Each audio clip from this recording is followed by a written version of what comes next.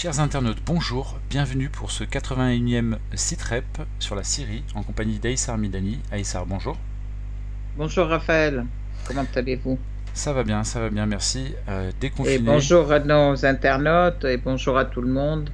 On est en plein Ramadan, alors je dis bon courage aussi pour tous ceux qui font le jeûne. On est Voilà. aussi en déconfinement et Hmm. c'est vrai que ça saute pas forcément aux yeux tellement les mesures contraignantes sont encore présentes et pour un bon bout de temps, malheureusement semble-t-il. Donc on va enchaîner tout de suite avec un point sur la Palestine. Mhm. Puisqu'il y a plusieurs anniversaires là, qui ont été commémorés. En Hmm. premier lieu, la journée internationale d'Al-Quds, qui est le nom arabe Mhm. pour Jérusalem. Et donc là, il y a eu l'anniversaire également, le triste anniversaire de la Nakba, la Mhm. catastrophe, c'est-à-dire l'arrivée des Israéliens et donc les Palestiniens qui ont commencé à être chassés de leur maison, de leur terre. Et l'anniversaire de la libération du Sud-Liban. Donc, est-ce que tu peux nous parler de ces trois dates et de ces trois Alors, anniversaires? effectivement, ce que je voudrais, c'est d'abord saluer toute la lutte du peuple palestinien qui dure depuis 48, donc depuis bien 72 ans, que cette date du 15 mai 48 a été une date terrible de grands massacres et puis de grands exodes qui a été poussé par les massacres justement de 700 000 Palestiniens, l'invasion ou l'abolition, je peux dire, de 531 villes et villages, de grandes quantités de personnes qui ont commencé donc leur malheur, je dirais, un grand périple pour se disperser dans le monde, mais qui continuent toujours leur lutte, leur lutte pour la récupération de leur territoire et la lutte contre un occupant ignoble qui est l'État sioniste d'Israël qui cherche à annuler l'appartenance du peuple palestinien à cette terre, qui cherche aussi à détruire le droit du retour, qui cherche aussi à... mais donc, nous, on salue les Palestiniens et nous sommes dans l'axe de la résistance. Nous saluons cet esprit de la résistance qu'il faut aussi propager. Il faut propager la culture de la résistance et la culture de la solidarité et en fait de l'unité de la coordination de nos efforts avec les Palestiniens, des efforts de toute la résistance libanaise, palestinienne, iranienne, irakienne syrienne, bien sûr. Tout ceci pour faire face à tous les plans sionistes et américains, il faut dire, américano-sionistes, hein, et aussi ceux des pays occidentaux qui ont été à la base de la création de cet État fantoche d'Israël. Mhm. Donc ça, c'est un premier point que je tiens aussi à souligner. Deuxième point, je voudrais aussi dire et voir d'abord féliciter l'ensemble de la résistance libanaise, du peuple libanais, de la libération du Sud-Liban en 2000, alors que personne ne pensait que c'était possible parce qu'il y avait cette libération qui a cassé ce mythe d'Israël, le pays où l'armée invincible et ce pays qui est très fort, etc. Et c'est à cette occasion que nous découvrons qu'il est encore plus fragile que les lignes et que la maison d'une araignée, en fait. Donc, elle s'étend beaucoup, mais en fait, tous ces fils d'araignée, ils sont aussi fragiles. Ça, c'est l'image que Samahat Sheikh Nasrallah a utilisée beaucoup après la guerre de 2006 et puis après justement cette victoire en 2000 grâce à la résistance libanaise qui a libéré le sud Liban de la présence israélienne qui durait depuis 82, je rappelle. Donc c'est très important. Aujourd'hui, ces anniversaires sont des anniversaires de lutte et puis de resserrement des liens entre les différentes forces de la résistance, d'autant plus que l'agression devient de plus en plus forte, que l'escalade des agressions contre le peuple palestinien, comme contre le peuple libanais, comme contre le peuple syrien, comme contre le peuple irakien, et libyens et yéménites aussi deviennent de plus en plus fortes, ces offensives, mais ceci renforce d'autant plus les liens et la solidarité dans la lutte et puis la coordination au niveau de la lutte que nous voyons de plus en plus resserrée et une coordination qui devient de plus en plus stratégique et de plus en plus réelle. Alors on peut mentionner... Ceci est très important. Ouais. Pardon. On peut mentionner parmi les faits d'actualité récents qui sont déroulés en Palestine et en Israël, donc la visite de Pompeo en pleine période de confinement, c'est-à-dire qu'il y a eu une exception pour Pompeo, pour le ministre d'État, le secrétaire d'État américain. En fait, il y a eu la formation également, une autre information que j'aimerais que tu commentes, c'est la formation du gouvernement d'union en Israël entre Gantz et Netanyahou. En fait, justement, cette visite de Pompeo, elle vient après renforcer une série de visites depuis la visite de Jared Kushner qui a déclaré que Jérusalem sera la capitale d'Israël, que c'était le transfert de l'ambassade américaine à Jérusalem, et puis les différentes déclarations de Trump qui disent que de toute façon Israël peut prendre peut prendre la Cisjordanie et le Rohr palestinien, en fait jordanien. Et donc c'est dans la lignée de toutes ces agressions, je dirais, que la visite de Pompeo vient en fait soutenir cet État israélien, ce gouvernement israélien qui s'est formé entre Benny Gantz et Netanyahou, et qui n'ont absolument tous les deux aucune unité dans leur programme, à part le fait qu'ils se sont unifiés pour s'approprier les terres des Palestiniens, leurs maisons et leurs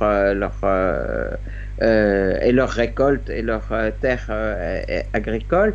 Donc, il est venu en fait pour renforcer dans cette situation l'État, ce gouvernement qui vient de se créer, mais aussi, sans doute, c'est aussi pour montrer dans le cadre de la débandade, je dirais, interne du gouvernement américain aussi face au corona et face à tous les problèmes politiques qu'il a, c'est pouvoir s'assurer les voix des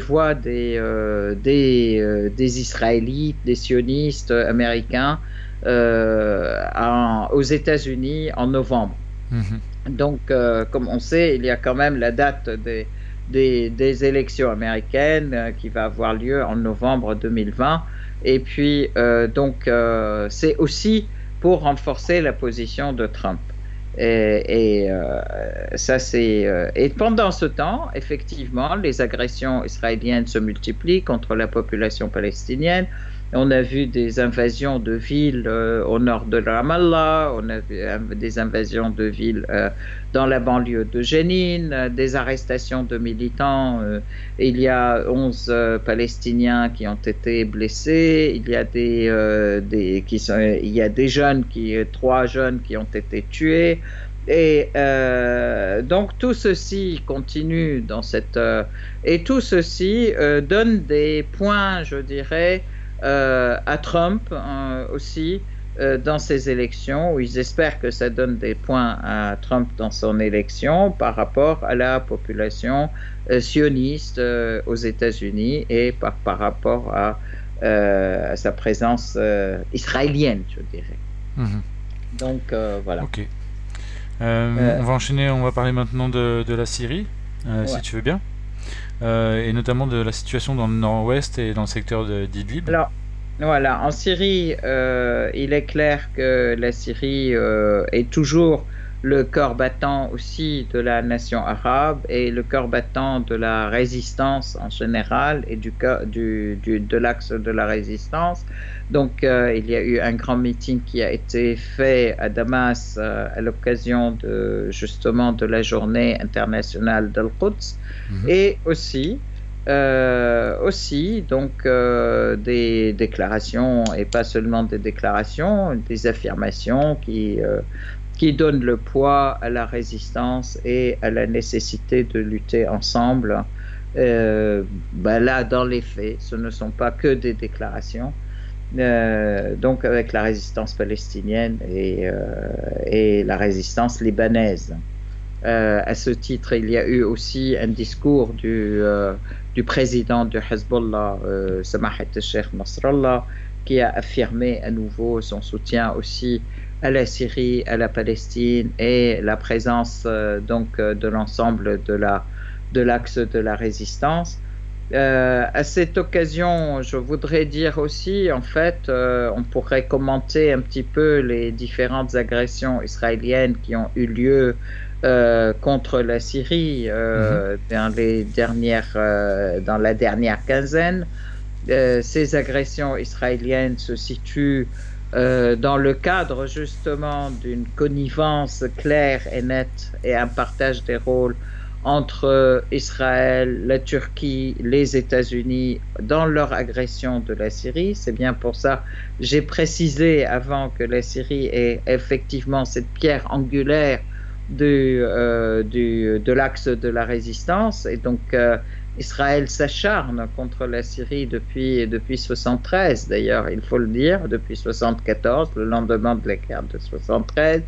Et donc, c'est dans ce cadre-là que se situent ces agressions, qui d'ailleurs ont montré aussi l'échec même des Israéliens. Ils prétendent que ces agressions ont été pour détruire des bases iraniennes. Alors là aussi, à nouveau, on peut clairement repréciser qu'il n'y a absolument aucune base iranienne en Syrie, qu'il n'y a que des consultants, des conseillers militaires iraniens, et que d'un côté, et de l'autre côté, la Syrie et l'Iran, avec l'Iran et le Hezbollah, ils ont une alliance stratégique et absolument avec l'État légitime syrien. Donc, les Israéliens n'ont absolument pas à s'immiscer dans ces affaires et ils n'auront jamais gain de cause, alors que la présence turque est une présence occupante, la présence israélienne qui n'existe pas en Syrie, mais qui était au travers d'un Nusra et qui est au travers les terroristes, c'est une occupation.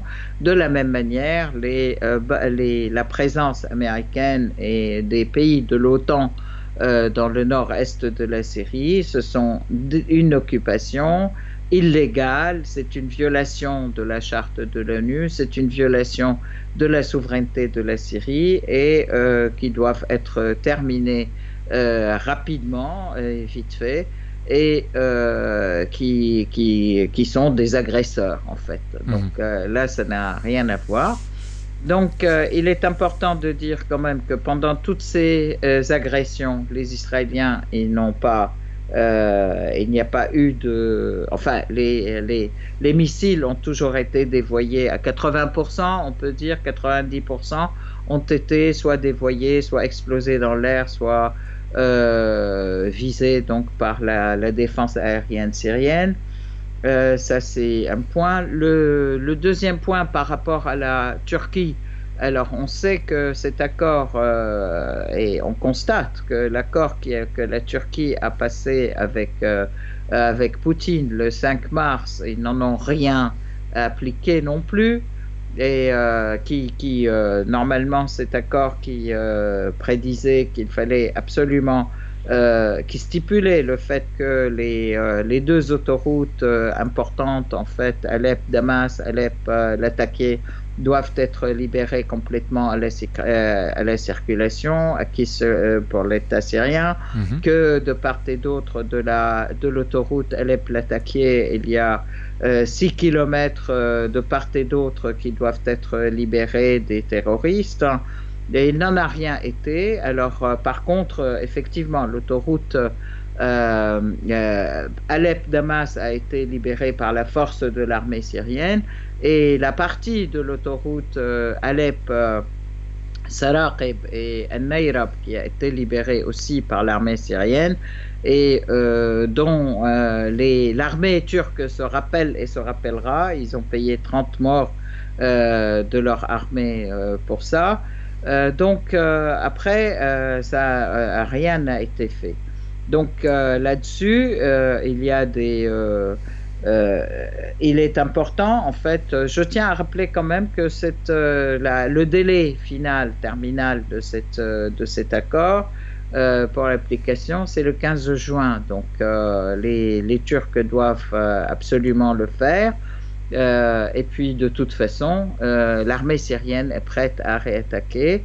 Il y a eu pas mal d'agressions d'ailleurs des terroristes contre les quartiers civils, aussi bien dans le nord de Latakia que contre des villages ou du nord-est d'Alep. Il y a eu des attaques qui ont été faites aussi, dans l'est aussi. Et tout cela, en fait, ces attaques ne sont que des provocations de la part des terroristes, hein, mais en plus, ils ont été répondus très clairement. Alors malheureusement, à un moment donné, il y a eu une tentative d'intrusion des terroristes à certains endroits, Al-Hujayra notamment, qui étaient libérés par l'armée arabe syrienne. Ça a fait beaucoup de martyrs syriens dans l'armée. Et là, par contre, en 24 heures, Al-Hujayra a été repris. Et donc, on est revenu. Les bases de Ansar ad-Din, c'est le nom de cette organisation qui dépend aussi des Turcs, mais qui est une organisation de terroristes qui ont été attaqués donc par l'armée syrienne à la suite de leur attaque, en fait, en riposte. Hein. Donc effectivement, à chaque fois qu'ils attaquent, on réattaque derrière, on répond. Mais cette solution ne restera pas longtemps, ça ne restera pas souvent. Et donc on va passer effectivement à la force de l'arme et des armées si la Turquie n'applique pas ces mesures, hein, les mesures sur lesquelles ils ont signé ou ils se sont engagés. Il va falloir, le temps va arriver à un moment ou à un autre où la libération se fera par la force des armes, et puis c'est tout. Il est clair que de toute façon, à tout moment et dans toutes les occasions, l'armée arabe syrienne, l'État arabe syrien, à la fois par la bouche du président, par la bouche du ministère des Affaires étrangères, par la bouche de tous ceux qui parlent officiellement, il est certain que de toute façon, la libération de l'ensemble de la Syrie, de la totalité de la Syrie, est un objectif inaliénable, et nous y allons de toute manière. Donc, alors, il y a eu donc on peut dire que les Américains continuent à renforcer leur présence. Il y a eu dans le nord-est de la Syrie, il y a eu des arrestations de membres de Daesh. Tu m'as envoyé une vidéo d'ailleurs que j'ai commencé à regarder, qui est assez édifiante.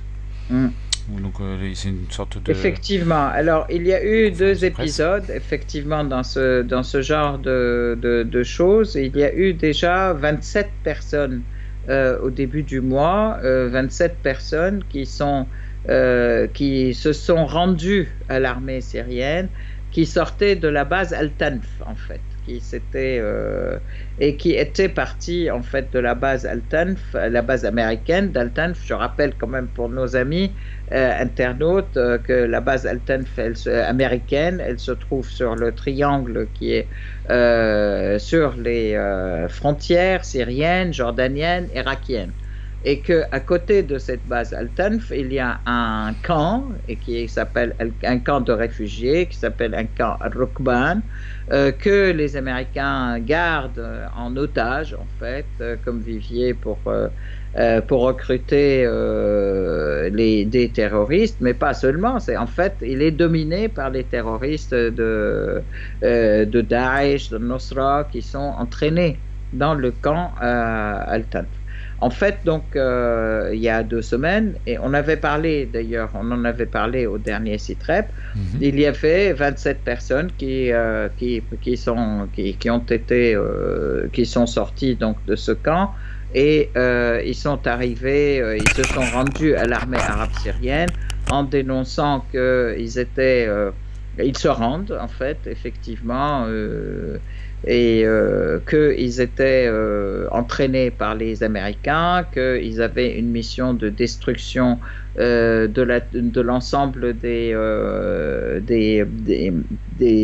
l'infrastructure en fait économique de l'État syrien, et que donc ils ont dénoncé tout ça, ils l'ont dit et ça a été écrit. Et là, c'est en fait l'armée arabe syrienne qui a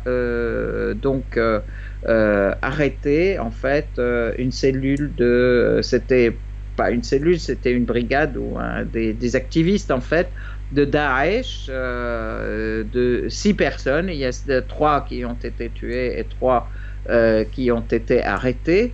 Et donc là, c'est le témoignage de ces 3 qui ont été arrêtés, où ils disent qu'ils sont d'ailleurs, c'est édifiant, ils ont 20 ans, un a 19 ans, il n'a même pas 20 ans, l'autre a 20 ans, tout juste, 21 ans. Et donc, eux, ils disent qu'ils ont été, clairement, ils ont été arrêtés, en fait, contactés par les Américains, entraînés, formés au djihad, formés même au niveau des concepts religieux, c'est-à-dire tout ce qui n'est pas d'accord avec ces concepts est un mécréant, donc il faut le tuer. Et ils affirment avoir coupé la tête de certains civils et qu'ils les ont tués, etc. Je mettrai le lien de la vidéo dans la description de la vidéo. Donc ça c'est un point, mais là aussi je voudrais signaler que cette systématique volonté de destruction de l'infrastructure, récemment donc ils ont détruit la centrale électrique de Zeyzoun qui est sur le barrage de Zeyzoun. C'est quelque chose, c'est une structure qui a coûté des millions au peuple syrien, qu'il y a systématiquement, il y a une destruction aussi d'un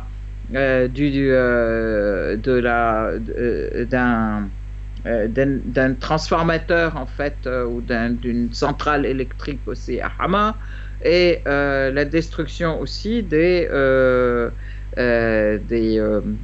centre de raffinement du gaz dans le nord-est de la Syrie, du côté de Hasakeh, ça a été détruit. Alors justement, ça rejoint aussi ce qu'on voulait dire, ce que tu avais évoqué, Raphaël, sur le renforcement de la présence américaine autour des puits de gaz et de pétrole syriens qui sont du côté de Hasakeh, etc., Al-Jazira, Souria, et dans le nord-est de la Syrie, donc ce qu'on appelle à l'est de l'Euphrate, du côté de Hasakeh, mais en même temps c'est conjugué avec les actes turcs aussi de répression de la population, de violation des domiciles de la population, de pousser la population à l'exode aussi, de la coupure d'eau de la centrale de Alouk, donc qui alimente en eau Hasakeh et l'ensemble des villages autour, en période de Corona, de Ramadan, et en fait, on coupe l'eau comme ça sur une population. Crime contre l'humanité, crime systématique, crime de guerre et crime contre l'humanité, complètement impuni, en toute impunité, et tous les pays, et surtout l'ONU, fait la sourde oreille et fait l'aveugle, je dirais, celui qui n'a rien vu de tous ces crimes. Donc là aussi, c'est à dénoncer. Je dénonce haut et fort tout ça, et la complicité aussi du monde et des institutions internationales avec ça, qui en plus sont complices, et aujourd'hui avec l'histoire de l'embargo sur la Syrie. Alors, on détruit l'infrastructure syrienne, on fait la guerre à la Syrie, et on fait un embargo pour affamer la population syrienne. Alors ça, c'est aussi un des crimes de guerre les plus flagrants, et une volonté de génocide à petit feu de l'ensemble de la population syrienne. Alors je rappelle qu'on est en période de Corona. Oui, je voulais, puisqu'on allait parler d'embargo, je voulais mentionner le livre de Daniel Ganzer, qui est paru aux éditions 2001, qui s'appelle « Les guerres illégales de l'OTAN », et qui démontre à quel point toutes les guerres engagées, et y compris les embargos qui sont décrétés par les États-Unis et par leurs alliés, sont des actes illégaux au regard du droit international. Donc il le démontre de manière très précise. C'est un bouquin qui est très sourcé, et je vous le conseille chaudement. C'est une référence pour moi. Et c'est en fait pas seulement illégal, ça relève vraiment de l'extermination, l'extermination de populations, et puis une volonté de génocide total. Donc voilà, c'est quelque chose. Alors voilà, c'est quelque chose d'absolument fou, et que on voudrait que tous les peuples du monde s'insurgent contre ces pratiques. Et d'ailleurs, il n'y a pas que la Syrie, ces pratiques. L'Iran, le Venezuela. Absolument, l'Iran, le Venezuela, le Yémen. Au Yémen, c'est absolument horrible. Les gens meurent de faim au Yémen, réellement. Et la France participe en plus pour ce qui est du Yémen. La France participe, absolument, mais la France participe aussi contre la Syrie, et continue et participe contre le Venezuela. D'ailleurs, on a bien vu toutes les déclarations des affaires étrangères françaises, ils sont contre le Venezuela, contre la Syrie, contre l'Iran, et qui continuent. Un peu sur l'Iran, ils sont un petit peu plus mitigés, parce qu'ils cherchent aussi des intérêts en Iran, mais l'objectif, c'est mettre à genoux les pouvoirs qui lèvent la tête devant les diktats des pays de l'OTAN, devant le diktat américain, il faut le dire clairement. Et donc, ça, c'est impensable et inacceptable. Et je rappelle donc du coup que tu as lancé un appel que nous avons diffusé sur notre chaîne, qui demande la levée de ces embargos, et donc il y a une pétition derrière que l'on peut signer. Absolument, et on appelle tous les peuples à faire pression sur leur gouvernement aussi, pour qu'ils aillent dans ce sens, etc. Alors, on va parler maintenant de la campagne de guerre psychologique contre la Syrie et contre sa population, dont tu m'as parlé en préparant cette émission. Effectivement, alors la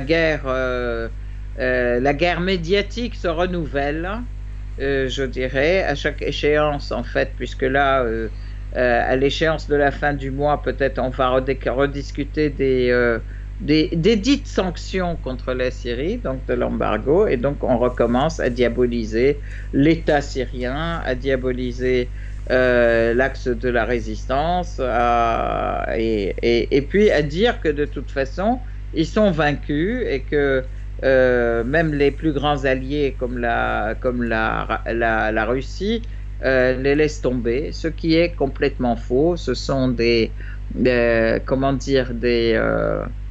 bruits qu'ils propagent pour casser le moral des gens qui résistent et qui sont déterminés aussi pour continuer le combat et pour ne jamais plier et continuer à rester fiers, debout et souverains.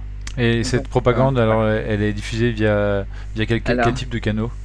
Alors, cette propagande, elle est diffusée par les chaînes saoudiennes, qataries, et les chaînes en Turc. fait, des Émirats, de la chaîne Turquie, des chaînes américaines aussi, et puis il y a même eu certaines chaînes russes, hein. Je suppose ce sont c'est pas les chaînes officielles, mais des chaînes russes qui sont aussi plus dominées peut-être par les sionistes, hein, ou par les Américains. Donc ça existe dans tous les pays.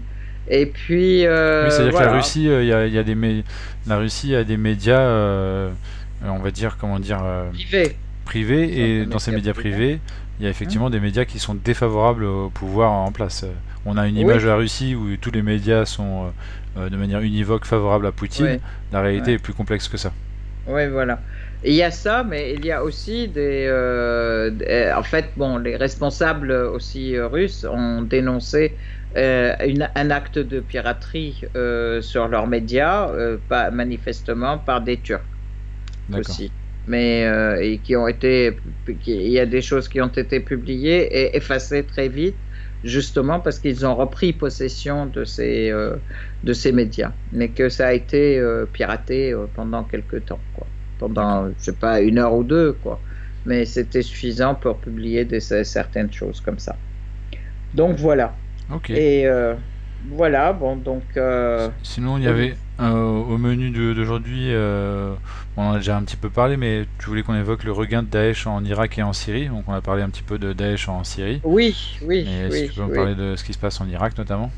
Alors, oui, en fait, la situation en Irak et en Syrie est très liée, puisque si la Syrie triomphe, l'Irak triomphera, et ils sont tous les deux, en fait, un peu le pied dans le même étrier dans la lutte contre Daesh et dans la lutte contre le terrorisme, que depuis le début, il y a eu une coordination importante entre les deux pays, une coordination au niveau des services de renseignement, une coordination au niveau des services militaires aussi, au niveau de l'action, une action concertée contre Daesh et contre Al-Nusra.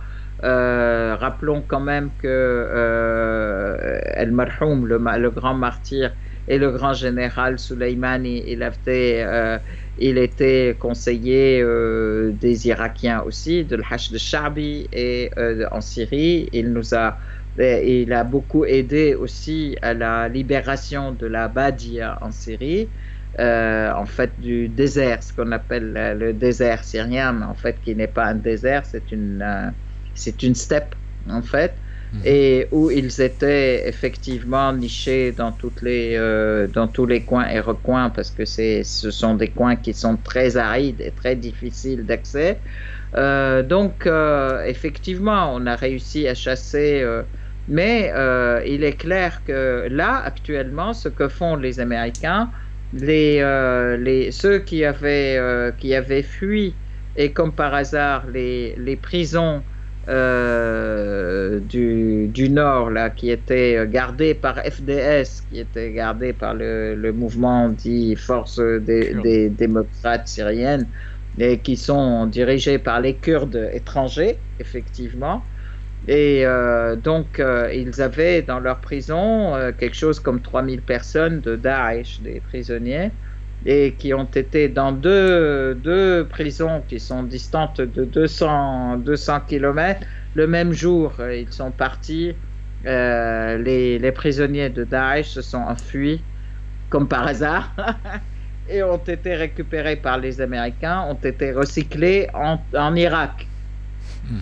Et donc, c'est à partir au lendemain du jour où l'Assemblée nationale irakienne avait décidé de mettre fin à la présence américaine en Irak, hein, Daesh a été relancé par les Irakiens, par les Américains, pour justifier une présence américaine, soi-disant pour lutter contre le terrorisme et soi-disant pour lutter contre Daesh, alors que le pays était complètement libéré et nettoyé de Daesh.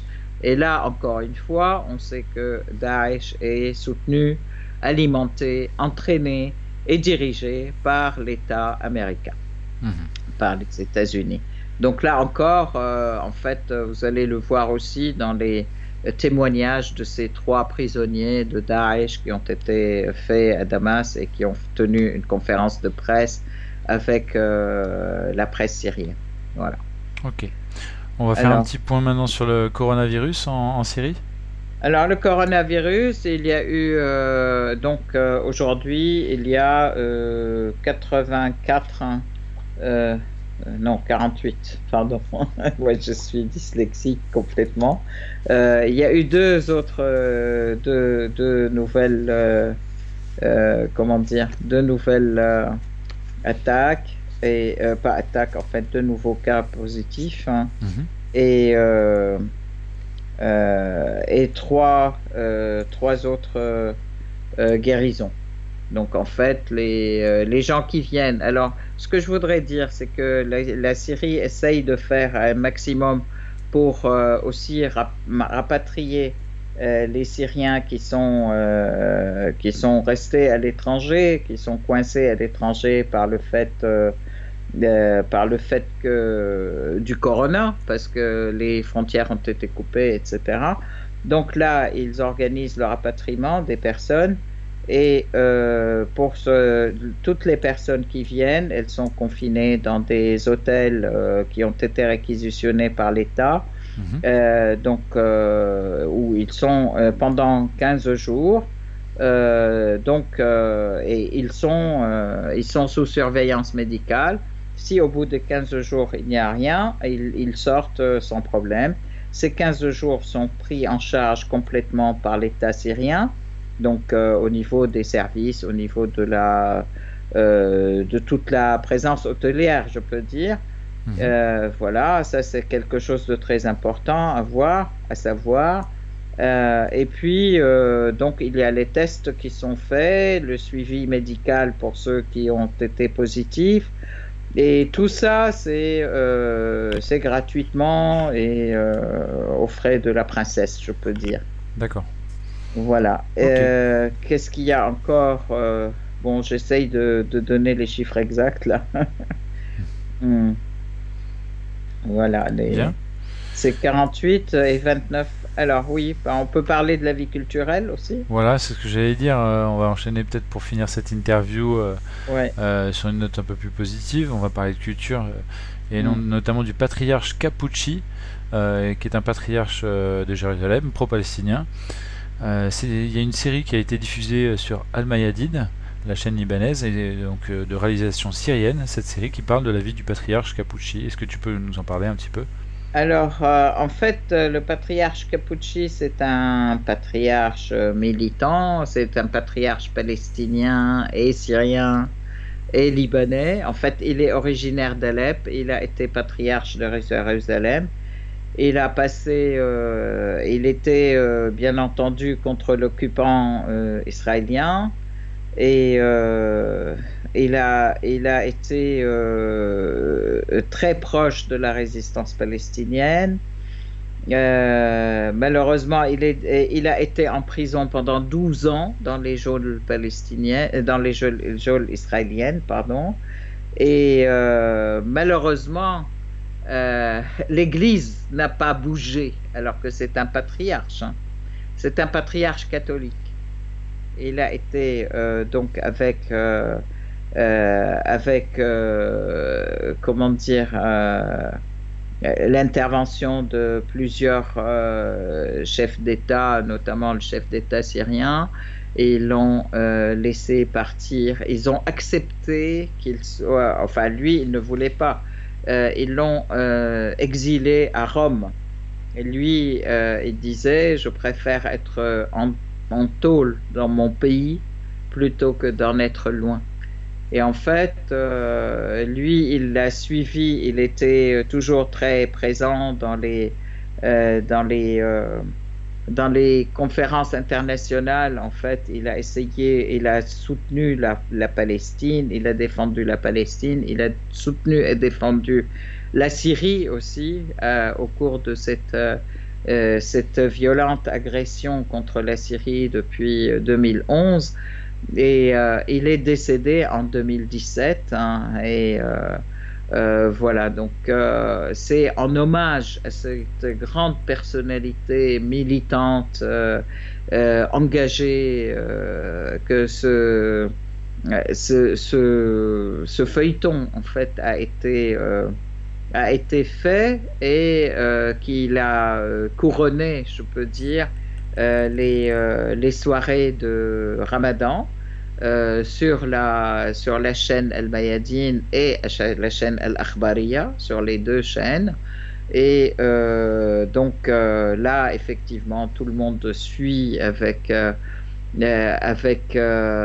grande, je dirais, franchement, avec grand enthousiasme, la vie de cet homme, hein, qui redonne confiance dans la lutte, qui incite les jeunes aussi, non seulement à ne pas abandonner et à se réapproprier leur culture, leur pays, leur histoire, que l'occupant cherche à nous faire oublier et que l'occupant cherche à effacer, à gommer et couper les racines de la population, les racines des jeunes, pour qu'ils cessent de lutter contre l'occupant et qu'ils cessent pour qu'ils soient complètement désespérés, qu'ils baissent les bras face à cet impérialisme.